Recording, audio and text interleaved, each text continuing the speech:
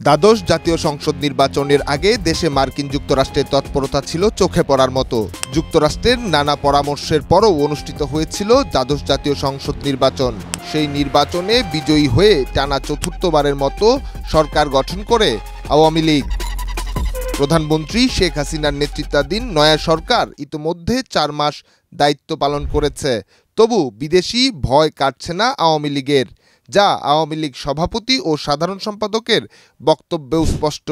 সরকারি দলের নীতি নির্ধারণী পর্যায়ের একাধিক নেতা দেশ রূপান্তরকে বলেন, যুক্তরাষ্ট্র নানা রকম সুযোগ খুঁজছে, তাদের অবস্থান এখনও পরিবর্তন করতে পারেনি আওয়ামী লীগ সরকার। নির্বাচনের আগে ভিসা নীতি দিয়ে চাপ সৃষ্টির উদ্যোগ নিলেও নির্বাচনের পর তা এসে দাঁড়িয়েছে শ্রম আইন সংশোধনে। আর অর্থনৈতিক অঞ্চলগুলোতে ট্রেড ইউনিয়ন চালুর চাপ তো রয়েছেই। সবশেষ সংবাদ সম্মেলনে প্রধানমন্ত্রী শেখ হাসিনা নিজেই তুলেছেন প্রশ্ন। তিনি বলছেন, আমাকে ক্ষমতা থেকে সরিয়ে কাকে ক্ষমতায় বসাবেন? একই সুরে আশঙ্কার কথা জানিয়েছেন আওয়ামী লীগ সাধারণ সম্পাদক ওবায়দুল কাদের। আওয়ামী লীগ নীতি নির্ধারকদের মতে যুক্তরাষ্ট্র এখনও সন্ধর তালিকায় রয়েছে সরকারের, আর তাই প্রধানমন্ত্রী এমন বক্তব্য দিয়েছেন।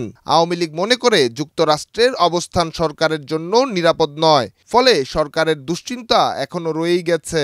দেশে বিএনপি সহ সরকার বিরোধী নানা অপপ্রচার ও ইস্যু সৃষ্টি করার বিভিন্ন অপচেষ্টাও দুশ্চিন্তার কারণ হয়ে দেখা দিয়েছে আওয়ামী লীগের।